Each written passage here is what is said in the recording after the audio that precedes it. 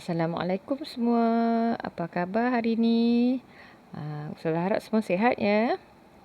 Baik, sudah bersedia untuk belajar hari ini? Hari ini kita akan belajar satu tajuk baru ya. Sebelum tu, mari kita sama-sama baca doa. Baca doa sama-sama dengan ustazah tahu. Bismillahirrahmanirrahim. Allahumma aftah alaina hikmataka wansyur alaina min khazaini rahmatika ya arhamar rahimin. Amin.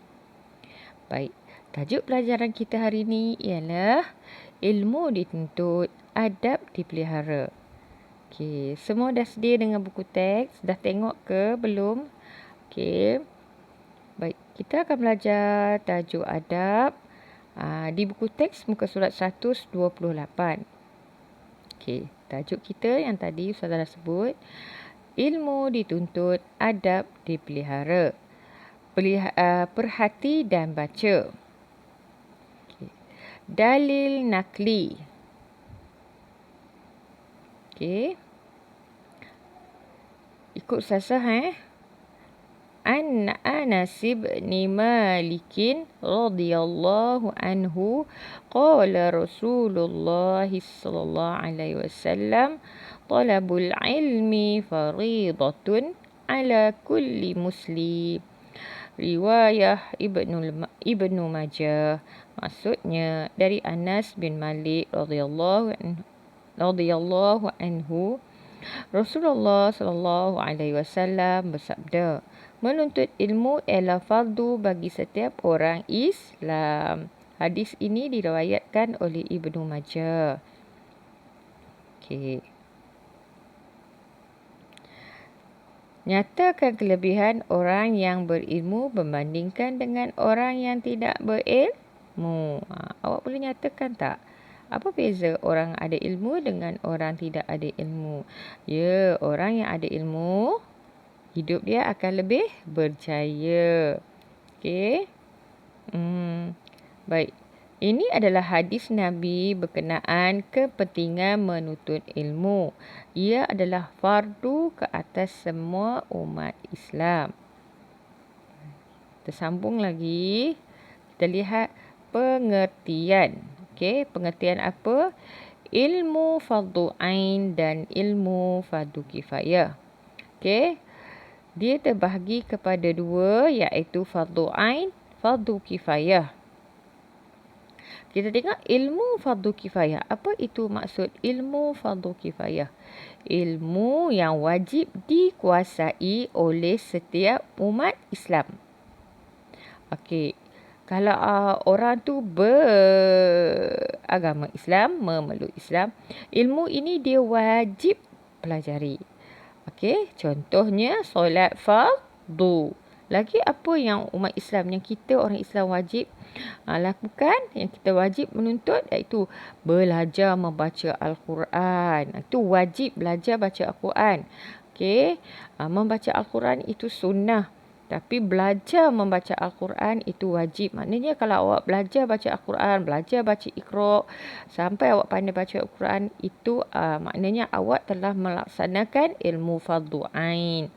Okey, belajar berpuasa, itu adalah fardu ain. Wajib semua orang Islam kena belajar. Kepentingan ilmu fardu ain. Apa itu kepentingan dia? 1. Melaksanakan perintah Allah Subhanahu Wa Taala dengan sebaik-baiknya. Okey, nombor 2, membentuk peribadi yang sempurna. Peribadi ni maknanya akhlak yang baik. Akhlak yang baik, akhlak terpuji. 3. Menegakkan syiar Islam. Ya, siapa lagi nak menegakkan syiar Islam, yang nak menaikkan lagi agama Islam? Kalau tidak kita orang Islam, maknanya kita kena buat apa yang Allah perintahkan, apa yang Islam ajarkan, apa yang Nabi Muhammad ajarkan, kita kena buat, kita kena belajar. Kemudian kepentingan menuntut ilmu fardu ain lagi, iaitu hidup bahagia dan sejahtera. Betul, kalau kita belajar solat, belajar ngaji, belajar puasa, kita ikut semua perintah Allah, hidup kita akan bahagia, insya-Allah. Dan kita tengok pula yang kedua, ilmu fardu kifayah. Ilmu fardu kifayah, ilmu yang wajib dikuasai oleh sebahagian umat Islam. Contohnya solat jenazah. Okey. Ilmu yang wajib dikuasai oleh sebahagian umat Islam. Maknanya tak semua orang wajib belajar. Maknanya dalam satu daerah tu, tapi dalam satu daerah, kata satu kawasan, satu daerah tu, mesti ada seorang belajar. Contohnya, solat jenazah. Kena tahu, kena belajar tapi tidak wajib. Maknanya dalam satu daerah tu kena ada orang tahu. Kena belajar cara solat jenazah, cara mandikan jenazah, cara kebumikan jenazah. Juga kena ada orang belajar ilmu kedokteran. Dalam daerah tu mesti ada orang belajar ilmu doktor.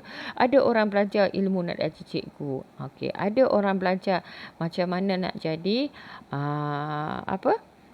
engineer ataupun ilmu-ilmu lain.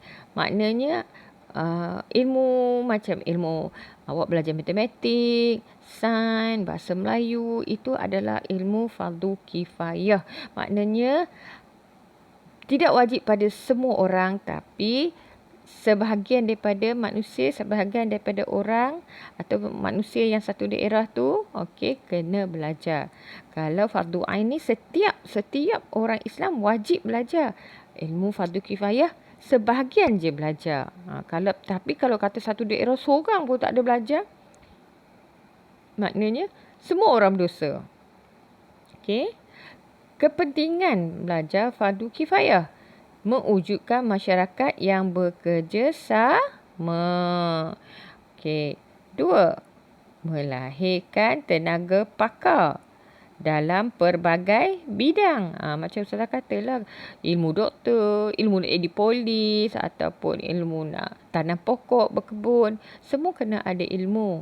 Jadi kalau lah seorang pun tak belajar ilmu tu, maknanya semua orang berdosa. 3. Meningkatkan ekonomi negara. 4. Umat Islam bertambah maju. Okey. Dan kita tengok sambungan seterusnya.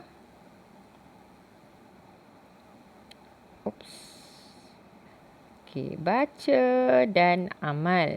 Baca dan amal. Okey, ini seorang ketua murid, tak silap Ustazah. Okey, dia punya cikgu Ustazah dia telah memperkenalkan murid ni. Dengarlah petikan ni. Dengar Ustazah baca. Berikut saya bacakan biodata ringkas tokoh murid cemerlang tahun ini. Murid ni adalah tokoh murid cemerlang. Beliau merupakan seorang yang sangat bersopan santun dan menghormati guru. Beliau juga menunjukkan kesungguhan dalam menuntut ilmu di samping menghindarkan diri dari melakukan dosa. Rahsia kejayaan beliau ialah ikhlas. Okey, sentiasa berdoa, sabar, menjaga masa. Beliau yang dimaksudkan ialah Muhammad Nabil bin Haji Muhammad. Dipersilakan. Okey. Murid ni nama dia Muhammad Nabil bin Haji Muhammad. Dia adalah tokoh murid. Okey, tokoh murid cemerlang. Okey. Apa yang awak perlu amalkan ialah sikap yang ada pada Muhammad Nabil, iaitu dia seorang yang menunjukkan kesungguhan dalam menuntut ilmu. Maknanya Nabi ni seorang yang belajar bersungguh-sungguh, dia tak belajar bermain-main. Okey, Nabi ni juga selalu elakkan dia dari melakukan dosa. Okey, dia elakkan diri dia dari membuat dosa. Sama ada dosa kecil ke, dosa besar ke. Okey, kamu pun macam Muhammad Nabi tu juga kena pastikan cuba elakkan diri awak dari membuat dosa. Okey. Dia juga seorang yang ikhlas. Apa maksud ikhlas? Maksud ikhlas ni dia buat kerana Allah. Okey, buat benda tu kerana Allah. Dia solat kerana Allah, dia belajar kerana Allah. Okey, apa saja perbuatan kerana Allah, bukan kerana manusia. Kalau kita buat kerana manusia, maknanya kita menunjuk-nunjuk. Okey, kita buat, kita sembahyang, kononnya kita nak tunjuk kita ni pandai. Okey, kita ni baik, rajin solat. Kita belajar, kononnya kita nak orang puji kita ni pandai. Itu buat kerana manusia. Tapi kalau buat kerana Allah, kita buat kerana Allah suruh. InsyaAllah awak akan berjaya. Sentiasa berdoa. Ya Allah suka hambanya yang meminta-minta. Pastikan awak sentiasa berdoa. Berdoa ni bukan waktu solat saja.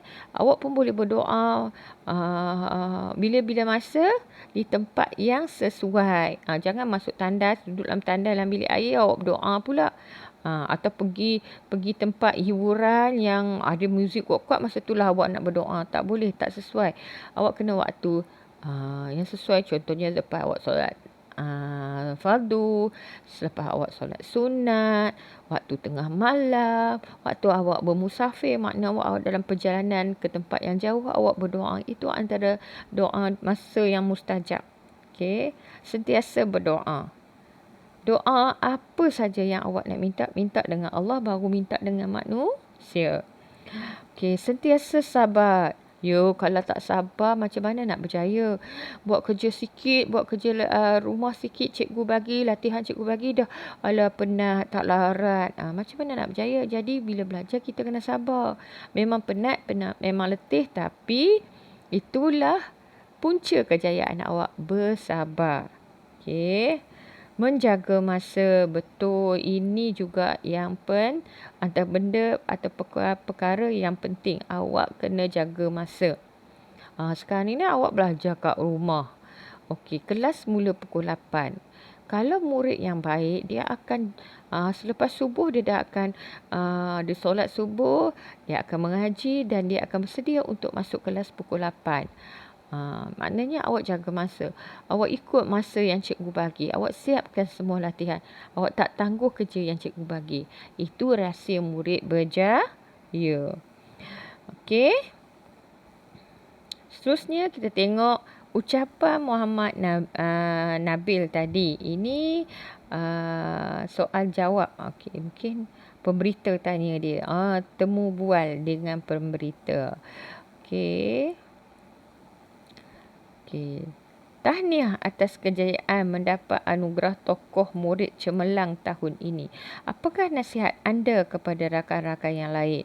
Jawapan Nabi, terima kasih. Kita sebagai pelajar mesti mengamalkan adab dalam menuntut ilmu. Apakah kepentingan mengamalkan adab menuntut ilmu? Jawapan dia, mudah memahami isi pelajaran. Ilmu bertambah berkat. Bermotivasi untuk belajar, bersemangat untuk mengamalkan ilmu yang dipelajari, disayangi guru-guru dan rakan-rakan, diangkat darjat di sisi Allah.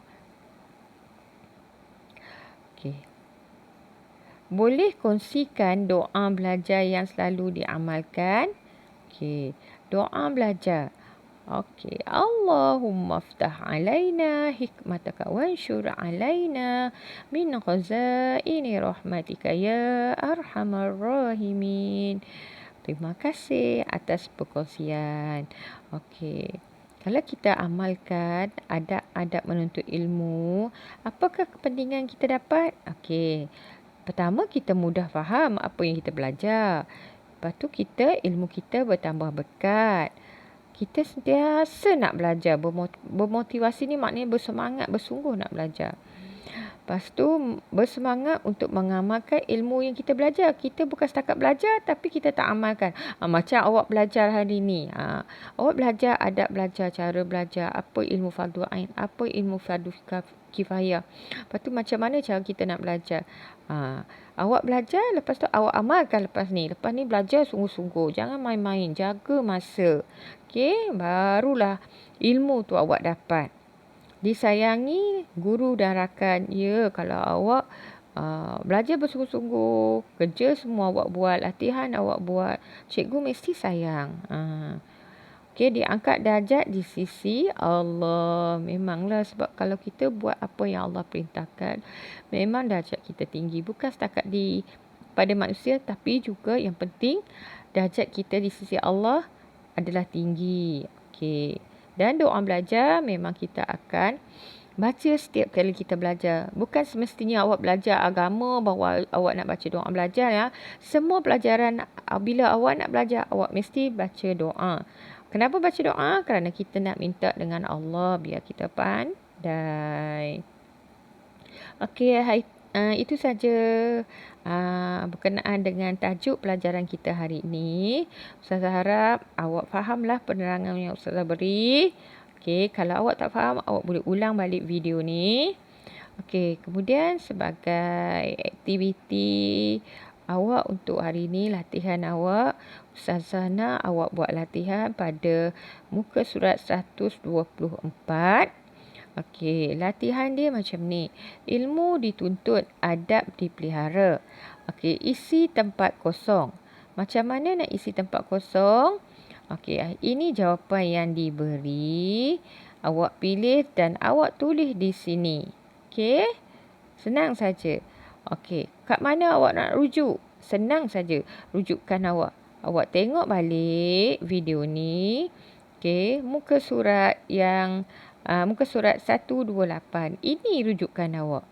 Okey, dalam buku teks pun ada. Awak tengok buku teks muka surat 128. Okey, hadis dan maksud yang diberi. Okey, jadi awak tengok berpandikan buku teks muka surat 128. Awak tulislah isi jawapan ni. Okey. Latihan ni pula. Susun dan tulis. Okey, susun dan tulis ni ilmu fardu ain, ilmu fardu kifayah. Okey, maksud ilmu fardu ain, maksud ilmu fardu kifayah. Okey, ini jawapan yang dia beri. Awak susun semula. Ilmu yang wajib. Okey, ilmu yang wajib apa? Dikuasai. Okey. Lagi oleh umat Islam. Okey, seterusnya awak sambung. Kat mana awak nak rujuk? Macam mana awak nak buat latihan ni? Okey, awak tengok pula balik. Dekat sini. Muka surat 129. Buka buku teks muka surat 129. Awak tengok dua ni. Ilmu fardu kifayah, ilmu fardu ain. Okey, berdasarkan buku teks tu, awak tulis semula dekat sini. Okey, faham tak? Itu saja untuk hari ni. Ustazah harap awak dengar video ni dulu, penerangan Ustazah, baru buat latihan. Ustazah tak nak awak terus je buat latihan sedangkan awak tak dengar penerangan Ustazah. Okey, itu saja untuk hari ini. Pesan Ustazah, jaga diri, jaga kesihatan dan paling penting jaga solat. Okey, Assalamualaikum.